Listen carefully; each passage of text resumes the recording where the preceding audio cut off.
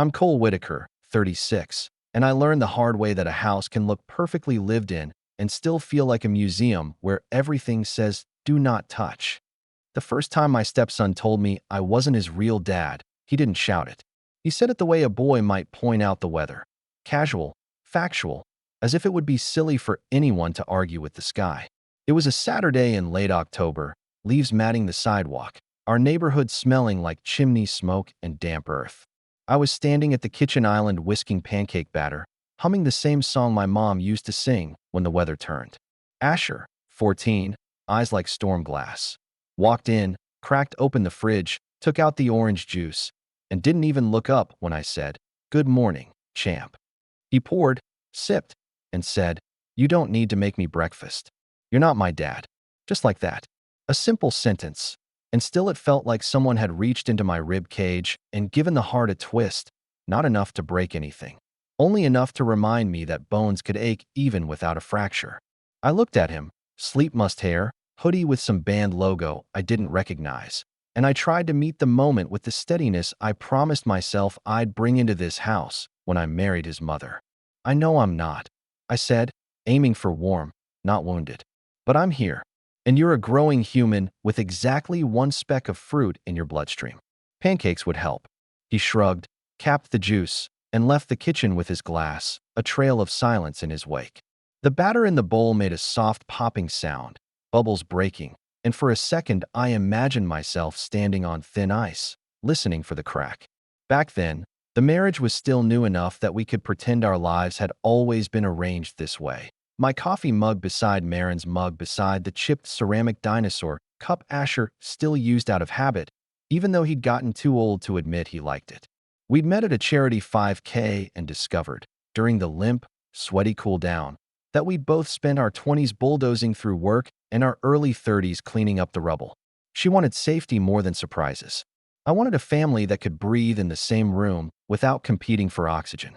We were careful with each other the way people are careful carrying a heavy mirror, polite, attentive, walking backward and watching the corners. But mirrors show you things whether you ask them to or not. And the reflection I kept catching in the corner of my eye was a boy who had fortified himself with sarcasm the way old houses get wrapped in vines, a quiet green armor that chokes and climbs at the same time. Marin told me, early on, that Asher had been close with his biological father in the manner of kids who are promised big things by people who don't know how to stay. When his dad moved 3 states away and turned his visits into apologies and his apologies into excuses, something in Asher hardened, like clay left out too long. He and Marin had become a 2-person team with their own language and their own weather systems. I knew this. I told myself I didn't want to replace anything, only to belong. Still, belonging has a weight to it. And when you carry it, your hands aren't free for much else. The first few months after the wedding, I learned Asher's schedule the way people memorize subway maps, which days he had jazz band, which nights he played pickup basketball at the rec center, which teachers he thought were fair, and which ones were apparently out to ruin his life by assigning essays with actual due dates. I showed up. I clapped. I drove. I put my number in the contact forms for school and the doctor's office and the rec league. Not because I wanted to be listed first, just because I wanted to be listed.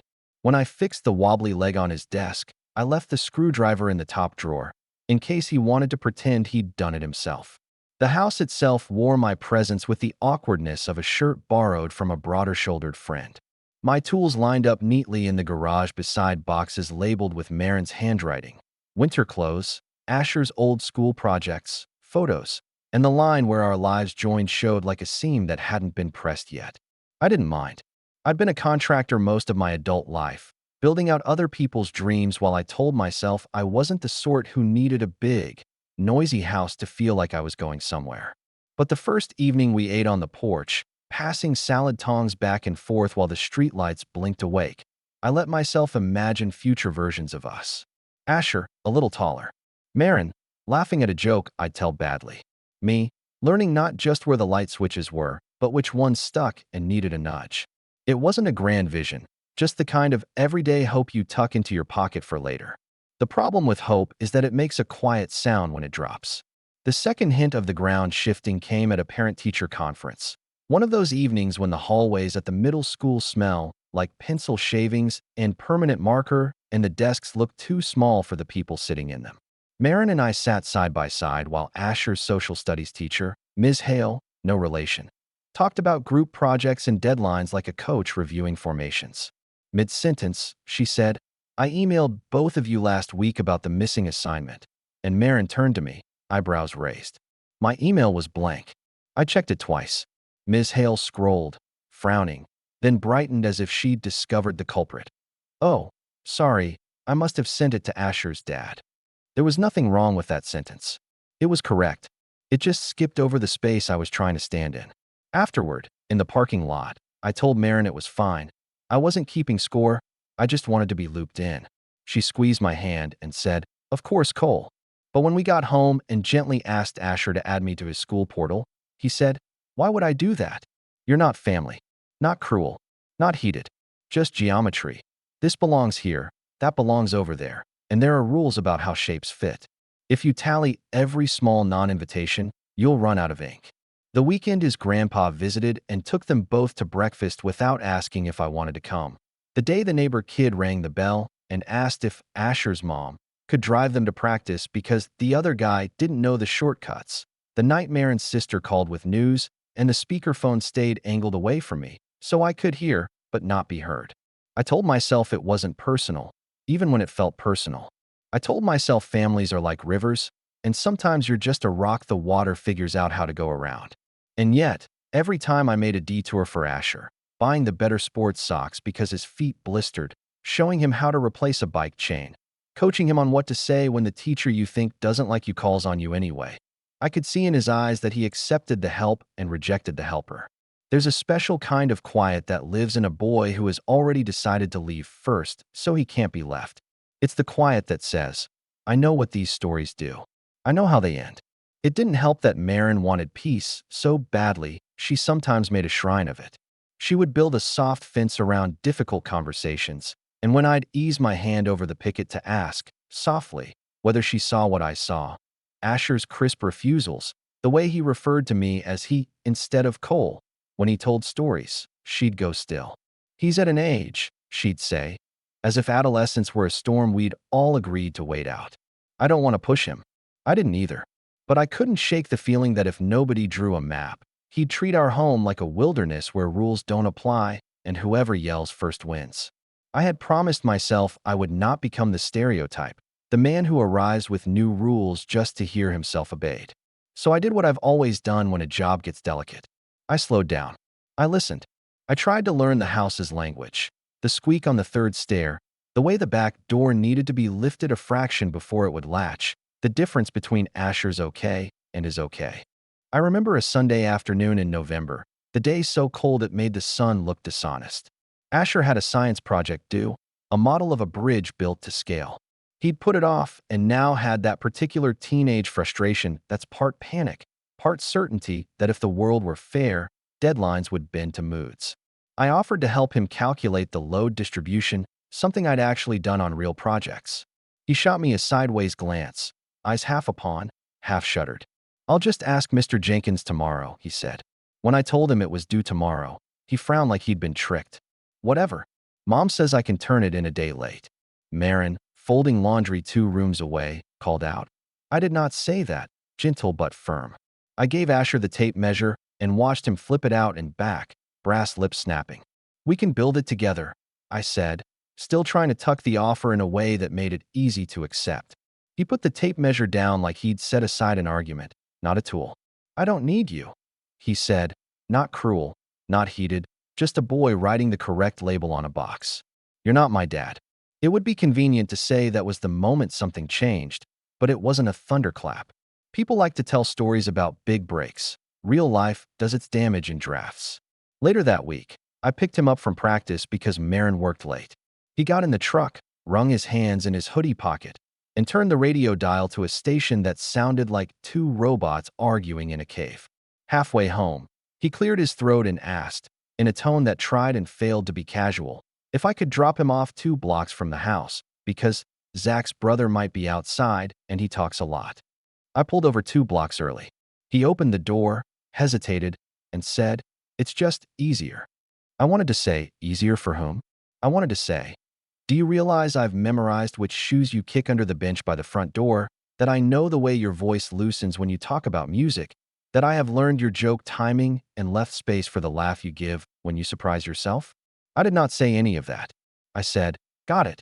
And he shut the door so gently it felt like a thank you only I could hear. 2 days later, I overheard him on a voice chat telling someone, no, that wasn't my dad. That was my mom's husband. Let me be clear. I never wanted to fight a teenager for territory in his own life. If anything, I wanted to build more of it, add a wing where he could put his hobbies, a quiet loft where he could climb when everything felt loud. But territory has rules whether you write them down or not. And the rule we kept bumping into said that if I stepped toward Asher, someone would whisper that I was stepping over him. Marin's ex started texting more around then. Pictures of a dog he'd adopted, a video of the snow in his new city, a promise to visit soon. Each chime of Marin's phone sounded like a test I hadn't studied for. She tried to be transparent, held the phone where I could see, rolled her eyes when the promises grew grand and improbable. He's still not great at follow-through, she'd say, and I would nod like a man agreeing that the rain was, in fact, wet. But inside, I could feel a gear clicking forward, Asher's dad floating back into orbit, a bright object he could point to and say, there, that is where belonging lives. Don't confuse me by offering a different address. When the holidays arrived, the house got merry with effort. I wrestled the tree into the stand and let Asher hang the good ornaments while I took the ones nobody likes and filled in the backs. Marin played a playlist of old favorites and newer songs that try to sound like old favorites. For a few hours, peace felt possible, like something you can set out on a platter and slice for everyone. Then, as we were packing up the ornament boxes, Asher asked if we could skip the weird morning thing on Christmas, our tradition from scratch of cinnamon rolls, coffee, and taking turns reading the little notes we'd tucked into each other's stockings. It just feels forced, he said, and I could tell by the way he didn't look at me that forced meant me. Marin, caught between us with the tinsel, tried to negotiate. We could make it shorter, we could move it to afternoon, we could do just the notes. Asher shrugged. I just don't want to pretend we're something we're not. He left it there, and I stood in the living room with my hand on a cardboard box, staring at our reflection in the dark window. A man, a woman, a boy, 3 shapes that should have made a family in the glass. The glass didn't lie. It just didn't offer captions. What slid the knife in deeper was how courteous Asher could be to me in public. At the grocery store, he'd step aside so I could push the cart. At the rec center, he'd say, thanks for the ride, loud enough for his friends to hear. I understood that politeness can be a mask and sometimes a gift. Still, in those moments, I felt like a substitute teacher with a good classroom voice, respected at arm's length, trusted to keep the pencils sharpened. One night, after a game, the boys crowded around, slapping each other on the shoulders, voices cracking in gleeful bursts. Your dad's truck is nice, one of them told Asher. He didn't even blink. That's not my dad, he said. I'd heard it before. But this time, the boy looked at me, saw me seeing me, and fumbled. Oh, sorry, man. I smiled and pretended to be amused. When Asher climbed in, I said, carefully, you don't have to correct kids like that. It just gets awkward. He didn't look up from his phone. It would be awkward to lie, he said. The screen lit his face from below, making him look like someone I was still getting to know. Then came the evening that would turn from hint to pattern, from pattern to problem. A Wednesday with the kind of frayed energy that midweek brings. Marin was at a late meeting. I made spaghetti because it felt like the most neutral food on earth, something you can offer without implying a philosophy. I set 2 plates on the table and texted Asher to let him know dinner was ready. 5 minutes. 10. 15. When I knocked on his bedroom door, I heard laughter burst and cut off. Can we talk for a second? I asked through the door, and the door opened, slow. He was on a video call with 2 friends, screen propped against a water bottle, everyone's faces little moons in a rectangle sky. I made dinner, I said. You can eat later, he said, not unkindly, like we were discussing the weather again. It'll be cold, I said. Microwave exists. One of the little moons chirped, and they all laughed, not cruel, but not with me. I felt something wobble inside, the way a table does when you discover one leg is shorter than you thought. I'd like us to eat together, I said. He tightened his jaw, glanced at the screen, and then said, distinctly, My mom said I could eat in my room. I didn't know whether that was true. Maybe she had, once. Maybe he was generalizing permission. Maybe he was testing boundaries the way you tap a fence to hear if the chain link rattles. I stepped back, tried again. It matters to me that we sit down sometimes, I said. It's not about control. It's about being in the same room. He held my gaze long enough to let me know this wasn't a misunderstanding. Then he said the line that would echo later in the quietest corners of my head. Why do you care so much? You're not my dad. The friends on the screen went quiet. Their faces tilted, curious. I swallowed. For a heartbeat, rage wasn't even in the catalog. Only the old ache of someone watching a door slide shut. I care because I live here, I said, more softly than I felt. I care because I care about your mother. I care because I like you. He nodded like a judge handing down a sentence. You don't have to, he said. Then he picked up his phone and put his headphones on, which is the modern version of turning your back. I ate at the table alone, the spaghetti going gummy as it cooled. The house hummed, fridge cycling on, heater exhaling, pipes clinking as someone used water upstairs. I tried to picture my way out of the moment. Tomorrow I would apologize for knocking at the wrong time. Tomorrow I would tell him the story of how my own stepfather won me with quiet persistence and the correct wrench size. Tomorrow I would draw a line that wasn't a threat, just a shape for us to fill in. But tomorrow sits on a shelf above tonight, and you can't reach it when your arms are full of the present. When Marin got home, I told her what happened. She put her hands on my shoulders and asked if I was okay in a voice that said she knew the question was insufficient. I said I was, because the truth would require a longer conversation than either of us had energy for. She went upstairs to say goodnight to Asher. I sat there long enough for the streetlights to switch off. That was the first time I caught myself wondering whether I was building a house where I would never be allowed to live. It wasn't a decision, not then. It was a thought I pretended was a stranger that had wandered in and would wander out again. The next morning, the house smelled like toast and shampoo. Asher came downstairs with his backpack half-zipped, Marin with her hair up and her keys in her mouth. Ride? I asked, holding up the keys. We're good, Asher said, and he and Marin traded a look I couldn't read. On the way out, he paused, looked at me like he was measuring something. Distance, maybe, and said, not mean, not sharp, only perfectly precise. You don't have to try so hard. The door closed. The house sighed. The quiet that followed felt different than other quiets, and I sat in it, listening to what it had to say. The weeks that followed felt like watching a slow leak in a ceiling. Not a sudden flood, but a steady drip that you can't quite patch without tearing half the house apart. Marin kept trying to be the diplomat, smoothing over sharp edges before they could scrape anyone too deep. But diplomacy, when applied too often, starts to look like favoritism to the person who is always asked to give ground. And in this case, that was me. It showed up in the little negotiations that never seemed to go both ways. If Asher wanted to skip dinner, Marin would sigh and let him. If I asked if we could all sit together once or twice a week, the request was labeled pressure. When Asher wanted the newer phone upgrade before his contract was up, Marin said, "We'll make it work, just this once." When I suggested we wait, she smiled at me like I was the one being unreasonable. The message was clear. My job was to adapt. His job was to be accommodated. I told myself this was just temporary, that teens test boundaries, but there was something sharper underneath. It wasn't just boundary testing.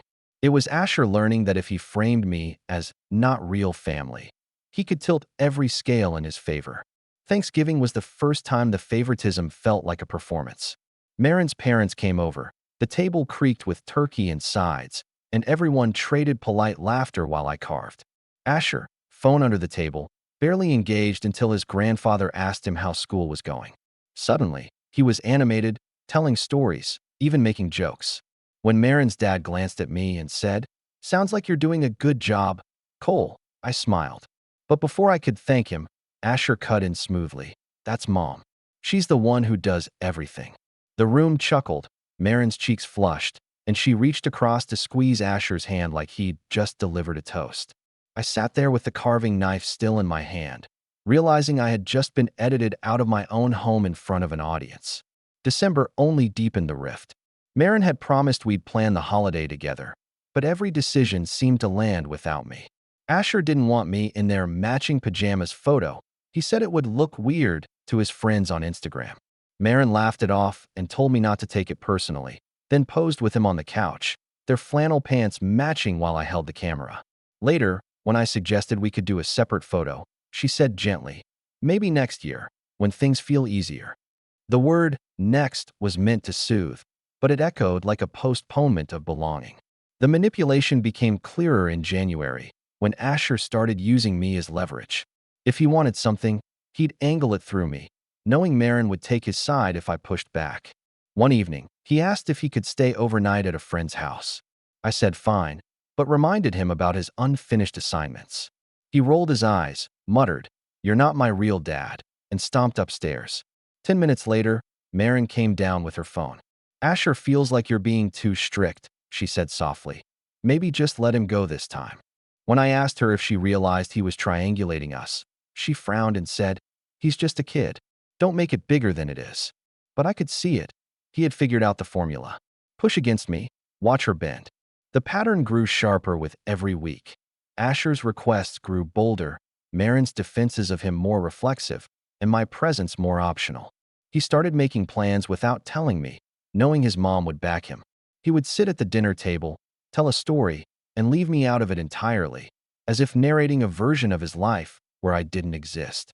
And every time I tried to gently insert myself, to remind him I was here, invested, present, he would find a way to turn it into overstepping. I began to wonder if he wasn't just resisting me, but actively working to erase me. The worst came one Saturday afternoon, when Marin was at work and I drove Asher to basketball practice. He had left his shoes in the back, and as he laced them up in the gym parking lot, he muttered into his phone, "Yeah, my mom's husband drove me." "No, not my dad. I don't have one." He said it casually, but with a precision that made it sting deeper than any outburst could have. I froze, gripping the steering wheel, realizing that for him, I wasn't even a failed father figure. I was simply nothing. That silence, the one he'd left hanging in the car, followed me home. And it was in that silence that I began to wonder, if I was invisible in my own family, what was I holding on to? It was a Thursday evening when the crack in the floorboards finally widened enough to swallow me whole. Marin was working late again, and I'd just gotten home from a job site with dust still clinging to my jeans. The house smelled faintly of garlic and tomato sauce. Asher had heated up leftovers. I dropped my tool bag by the door, called out a hello, and got only the muffled thud of footsteps upstairs in return.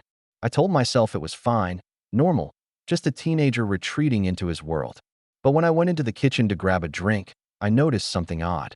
The recycling bin was full of takeout containers, pizza boxes, burger wrappers, 2 milkshake cups with straws still sticky around the rim. All from restaurants Asher liked, none of which I had been invited to. I stood there, trying to piece it together. Marin hadn't mentioned going out. She'd been in meetings until late, which meant Asher had been out with someone else. I checked my phone out of habit, wondering if I had missed a text. Nothing. But the thought stuck. Who had taken him? And then the front door clicked open, and Marin walked in holding a paper bag from the same burger place I'd just seen evidence of. She looked tired but cheerful, kissed me on the cheek, and set the bag on the counter. "Grabbed you something," she said, pulling out a single wrapped sandwich. My stomach tightened. "You already ate?" I asked, even though I knew the answer. She hesitated. "Yeah, we got hungry. Figured I'd bring you one back." "We." "Not I. We." I pressed. "You and Asher went out?" Without telling me. She froze mid-unwrapping, eyes flicking up to mine. "It wasn't a big deal, Cole. He wanted to celebrate finishing his project. I didn't think. You didn't think I'd want to be there." I finished for her. The air in the kitchen felt heavier than it should have. Marin's expression shifted from guilty to defensive. "It wasn't about you. He just wanted time with me.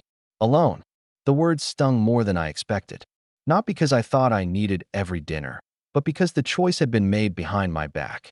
Like the family moments were currency, and I wasn't invited to the exchange.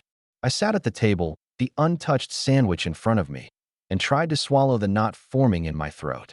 Before I could find the right words, Asher came downstairs, earbuds still dangling from his ears. He glanced at me, then at the bag on the counter, and smirked. "Oh, you got him one?" he asked Marin. She nodded. He shrugged. "That's nice. That's nice." The way he said it wasn't gratitude. It was dismissal, as if I were some neighbor who had been tossed leftovers out of courtesy. I felt something shift inside me, an awareness that this wasn't just about being excluded. It was about being deliberately pushed to the margins. The real betrayal, though, came a week later. It was a Sunday, gray and damp, the kind of day that made the walls of the house feel closer. I went to grab my laptop from the den, and when I sat down at the desk, the screen lit up with a browser window that hadn't been closed. It was Asher's school portal. He must have used my laptop without logging out. I wasn't looking for anything, but my eyes caught on the recent messages tab. And there it was, a thread between Asher and Marin. "Don't tell Cole, okay? He'll make it weird," Asher had written. The message was about their dinner, but it didn't stop there. Scrolling further, I saw other instances. "Let's just do it ourselves. He doesn't need to come. Can it just be you and me this time?" And the worst part, Marin agreeing. Not always eagerly, but consistently. "Sure, just us. Don't worry, I won't say anything." It was like being erased in real time. My wife, the person I thought was my partner, was colluding, even if she thought it was harmless. I sat there staring at the screen until my hands started to shake. It wasn't just a teenager's rebellion anymore. It was sanctioned, encouraged. That night, when I tried to talk to Marin, her first response wasn't apology. It was explanation. "Cole, you don't understand. He needs me. He doesn't trust easily. If forcing you into every moment makes him resentful, what good does that do?" Her words felt like a verdict. Not about my worth, but about my place. I wasn't to be part of the inner circle. I was to wait at the edges, patient, grateful for scraps, while the real family carried on without me. And in that moment, with her defending secrecy and him smirking in the background, I realized something terrifying. I wasn't fighting for inclusion anymore. I was fighting against deliberate exclusion. They weren't just leaving me out. They were closing the door and locking it behind them. That was the night I stopped wondering whether I was being paranoid. The betrayal wasn't subtle anymore. It was undeniable. And it set the stage for a decision I could feel building in me, like a storm waiting for the right crack of thunder to finally break. The weeks after that discovery felt like walking through a house that wasn't mine, even though my name was on the mortgage. Every creak of the floorboards, every photograph on the mantle, every coffee mug in the cabinet reminded me that I was living in someone else's story. The betrayal had lodged itself in me like a splinter, impossible to ignore, and yet I said nothing. I couldn't, not without turning the fragile peace into open war. So instead, I shrank. I pulled back, and in the pulling back, I began to see just how invisible I had already become. Dinner became the first casualty. I stopped insisting on us eating together, and soon enough, Marin and Asher started making plans without even mentioning it. Some nights, I'd come home to find them on the couch with takeout containers between them, watching a show they both liked, their laughter bubbling through the living room. My footsteps in the doorway felt like an intrusion. Marin would look up, startled, and say, "Oh, you're home. Want some?" Always after the fact. Always an afterthought. I'd smile, shake my head, and retreat to the kitchen, where the fridge light became my dinner companion. The second casualty was the little traditions I tried to build. Sunday mornings, I used to make pancakes, a ritual born from my childhood, something I thought could be ours. After that night in October, when Asher dismissed me over orange juice, I tried to keep it alive anyway. But by December, neither of them came down for breakfast. The last Sunday I bothered, I sat at the table alone with a plate stacked high, the butter melting into golden circles, and listened to muffled laughter drifting from upstairs. The pancakes grew cold, then hard, and eventually, so did something in me. It wasn't just about meals, though. It was the silence. Marin and Asher had their own rhythm, their own inside jokes, their own shorthand glances. And when I tried to join, the beat always skipped. One night, I walked into the living room to find them scrolling through old photos on Marin's laptop, vacations, birthdays, moments from before me. They looked so absorbed, so content, that I lingered in the doorway for a full minute before Marin noticed. She closed the laptop gently, as if tucking away a secret, and said, "We were just looking at old times." The message was clear. This was their past, their bond, and I had no place in it. I began spending more time at work, volunteering for longer hours, taking on extra projects. It was easier to lose myself in drywall and blueprints than to sit in a house that hummed with life but left me out of its current. Colleagues started joking that I was married to the job, and I laughed along, because in a way, they were right. At least there, I knew my value. At least there, my presence mattered. At home, my value was eroding quietly. Asher no longer looked at me when he spoke, if he spoke at all. Marin, caught between us, chose the path of least resistance every time, which meant choosing him. I stopped trying to correct it. I stopped asking to be included. Instead, I became a ghost in my own house, present, but silent, moving around them without disturbing the air. But ghosts see things. And what I saw, more and more clearly, was the truth. I had already been written out. My suffering wasn't loud. It was quiet, the kind of ache that comes from absence rather than blows. But in that silence, a thought began to take shape, fragile at first, then sharper with every passing day. If I couldn't belong here, then maybe I shouldn't stay here. I didn't say it out loud. I didn't even admit it fully to myself. But I started moving differently, leaving tools at the job site instead of bringing them home, letting the laundry pile up in my corner of the closet, as if I wouldn't be needing it for long, checking my savings account more often, calculating silently how far it would carry me if I walked away. At night, lying beside Marin, I listened to her breathing and wondered if she noticed the space growing between us. Some nights, I caught her hand twitch toward her phone on the nightstand, as if she was waiting for a text, even in her sleep. I never asked who she hoped it might be. Rock bottom wasn't one single moment. It was the accumulation of all the small ones, the untouched dinners, the unshared jokes, the invitations that never reached me. It was realizing that the house was warm, but I was cold, that the laughter was real, but not for me. And in that quiet, where the suffering settled heavy on my chest, I began to plan. Not out of spite, not even out of anger, but out of the desperate clarity that sometimes the only way to be seen is to disappear. When I finally started pulling away, it wasn't with slammed doors or shouted words. It was quiet, deliberate, like easing a boat from a dock in the middle of the night. I'd already learned silence was my only weapon in that house, but now I began wielding it differently, not as surrender, but as a boundary. Instead of waiting for an invitation, I built a life outside those walls. And for the first time in months, maybe years, I felt myself breathing without asking permission. It started at work. I've been a contractor most of my life, but I'd always stayed in the safe lane, steady projects, enough to pay the bills, never enough to change the game.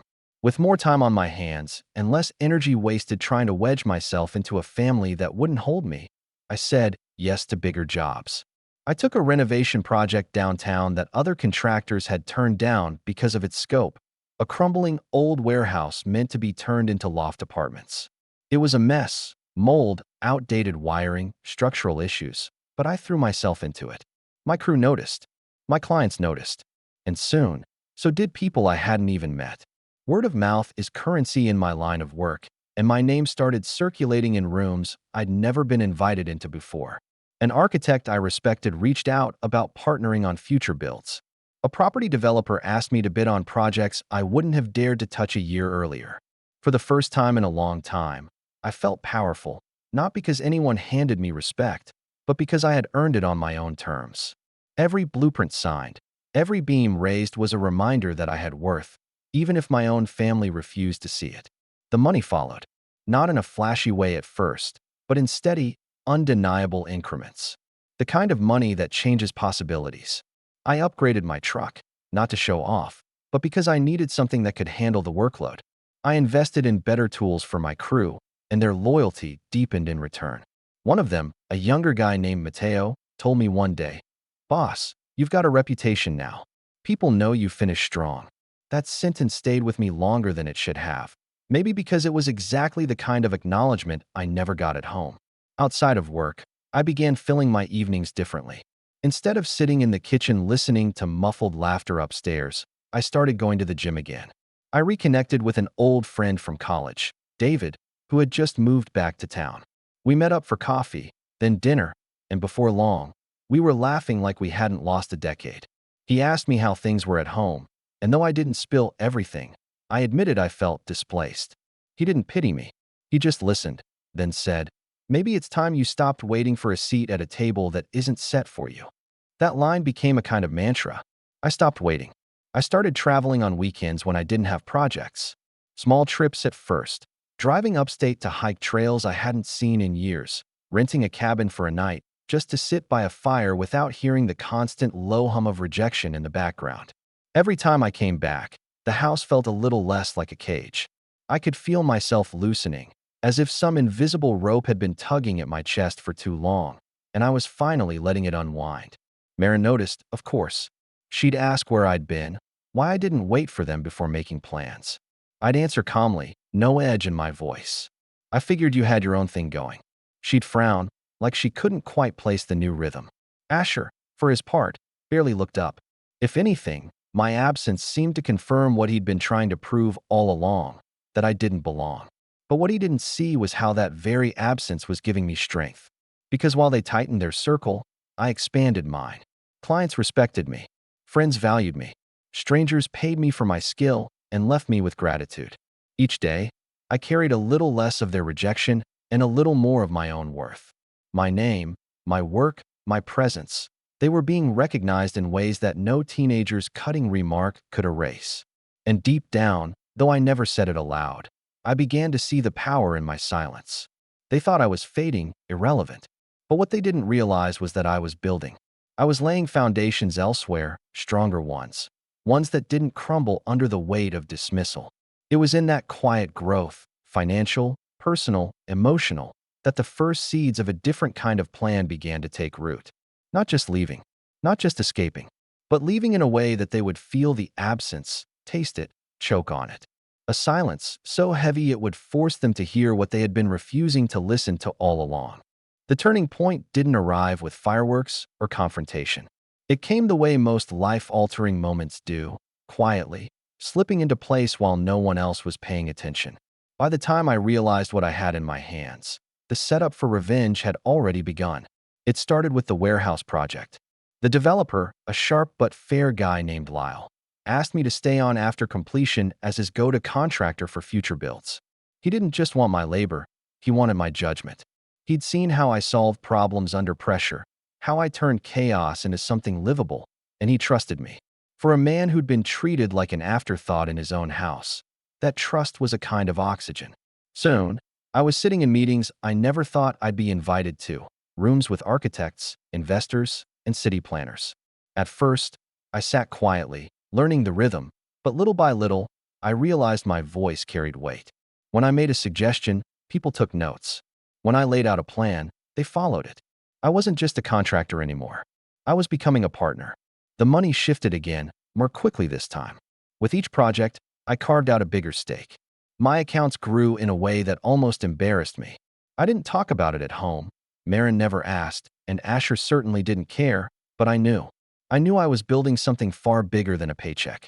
Power, influence, independence. All the things that couldn't be taken from me by a teenager's sneer or a spouse's silence. But what made it interesting, what turned it from personal growth into potential revenge, was how much of my life outside the house remained invisible to them. Maren and Asher still treated me like the quiet extra in their family story, assuming I was fading into irrelevance. They had no idea that while they closed ranks, I was building an empire under their noses. The contrast was almost surreal. In one world, I was dismissed, ignored, erased. In the other, I was respected, valued, and even sought after. And the two worlds were on a collision course. The setup deepened in unexpected ways. David, my old college friend, turned out to have contacts in finance. Over a long dinner one night, I told him about the contracts I was signing and the money flowing in. He leaned back in his chair, whistled low, and said, "Cole, you don't realize it yet, but you're sitting on a foundation most people would kill for. You don't need anyone's permission anymore. You can choose who gets to stand beside you."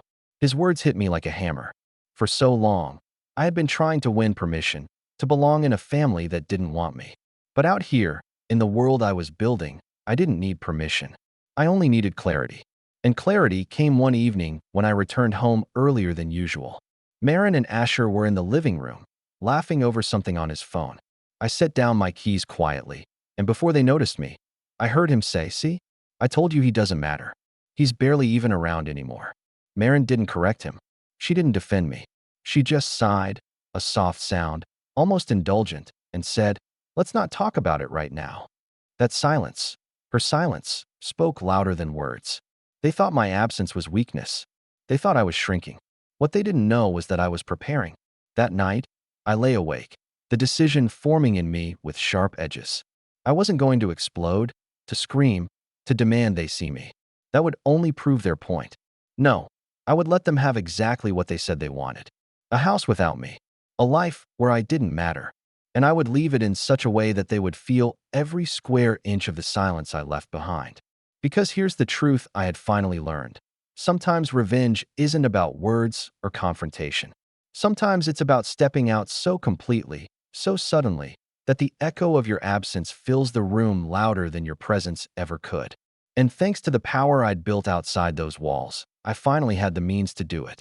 Not just walk away, but walk away clean, strong, untouchable. All I needed was the right moment. And I could feel it coming, like a storm pressing down on the horizon, waiting for the first crack of thunder. The moment came sooner than I expected. It was a Saturday in late spring, one of those deceptively warm days where the air hums with the promise of summer. Marin had suggested a family dinner, a phrase that by then felt hollow, though I went along anyway. She made reservations at a nice place downtown, one I knew Asher liked because his friends hung out there after games. I wore a collared shirt, washed the dust from my hands, and told myself this was just another performance. What I didn't tell them was that I had already made my decision, and that night was going to be my stage. We sat down at a corner booth, menus open, and for the first 10 minutes, everything was polite. Marin asked Asher about school. He gave short answers, more interested in scrolling through his phone. When the waiter came, Marin ordered for both of them without even glancing at me, like it was second nature. I placed my orders separately, quietly. The food came. Conversation drifted, and just as the plates were cleared, Asher leaned back, crossed his arms, and delivered the line that would seal it. "You don't have to keep coming to these things," he said, not cruelly, not even angrily. Just factually, the way someone points out that the sky is blue. "It's not like you're really family. Mom and I can do it ourselves." Marin didn't flinch. She didn't correct him. She just gave me that tired look she'd given 100 times before, the one that begged me not to make a scene. And in that silence, hers, his, the restaurant's hum all around us, I knew it was time. I reached into my jacket pocket and set 2 envelopes on the table. One with Marin's name on it, one with Asher's. "You're right," I said, my voice calm, steady. "I don't have to keep coming. And after tonight, I won't." They both stared, confused. Marin reached for her envelope, opened it, and froze. Inside was a check, large enough to cover the remaining mortgage payments on the house. Paid in full. Beside it, a typed letter, my formal notice that I was walking away, signed and dated. Asher opened his envelope next. Inside was nothing but silence on paper.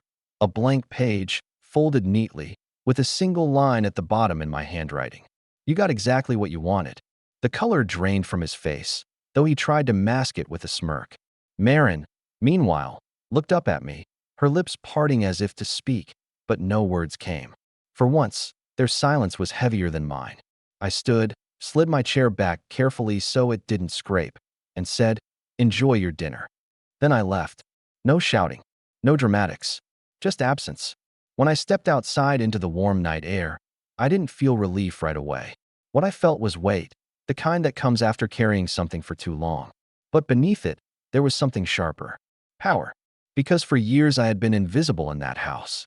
And now, in walking away, I had made myself unforgettable. The revenge wasn't in the check or the letter. It was in the silence that would follow me out the door, the silence that would settle into their house like a ghost. Every dinner without me. Every holiday missing my chair. Every laugh interrupted by the question neither of them would say aloud. What have we done? And I knew, deep down, that silence would be louder than anything I could have shouted. The fallout didn't erupt in a single explosion. It spread like cracks through glass, slow and unstoppable. By the time Marin realized I was truly gone, it was already too late. I moved out the following week, quietly, efficiently. My things were packed in boxes before she could muster an argument, my name scrubbed from the bills, my presence erased from the routines of their home. Except, of course, it wasn't erased at all. It lingered. I could feel it in the way Marin's voice trembled when she called me a month later, asking why the house felt so unbearably quiet. At first, she tried to cover it with casual words. "It's strange not having you here. she said over the phone, her tone too light, like she was auditioning for indifference. But by the end of the call, her voice cracked. I didn't think you meant it. I thought you were just angry. I didn't respond with anger or forgiveness. I simply said, I told you I wouldn't fight. And then I ended the call. The silence after that was her answer. For Asher, the consequences came slower, but sharper. Without me in the picture, his world shrank. Marin had always stretched herself thin trying to be both parents, but with no one to share the load, the cracks in her patience began to show. She couldn't drive him to every practice, attend every event, or smooth over every rough edge. His biological father made a few promises, but as always, they dissolved before they materialized. And Asher, who once smirked and said I wasn't his real dad, started to feel the emptiness where my presence had been. One evening months later, I heard from a mutual acquaintance that Asher had been dropped off late to a game. He'd walked into the gym alone, no one in the bleachers for him. Someone asked if his parents were coming. He'd shrugged and said, "It's just me tonight." I imagined the echo of his own words, the ones he had thrown at me so casually. "You're not my dad." I wondered if he realized now what he had really asked for. As for me, my life only widened. The projects flourished, my reputation grew, and the independence I had built became not just survival, but triumph. The silence that once suffocated me became fuel. I spent weekends traveling, investing, living without apology. And for the first time in years, I didn't feel invisible. I felt unshakable. The last time I saw them was almost a year after I left. I was downtown, walking into a restaurant to meet David. Through the glass, I spotted Marin and Asher at a table near the window. They weren't laughing. They weren't animated. They were eating in silence, both staring at their plates. For a moment, neither of them noticed me. And in that moment, I saw it, the consequence they could never outrun. They had gotten exactly what they wanted, a family without me. And it looked nothing like what they thought it would. Asher glanced up, saw me through the glass, and froze. His fork paused midair, eyes wide, his face pale in the reflection. Marin followed his gaze, her hand tightening around her glass until her knuckles whitened. I met their eyes for a single, unbroken second. Then I turned and walked inside, not toward them, but past them, into a different life entirely. And as I sat down at my own table, laughter already bubbling from the friends waiting for me, I realized the final truth. Sometimes the loudest revenge isn't in what you say or do. It's in what you leave behind. The silence they mocked had become my weapon, and it was the one thing they could never escape.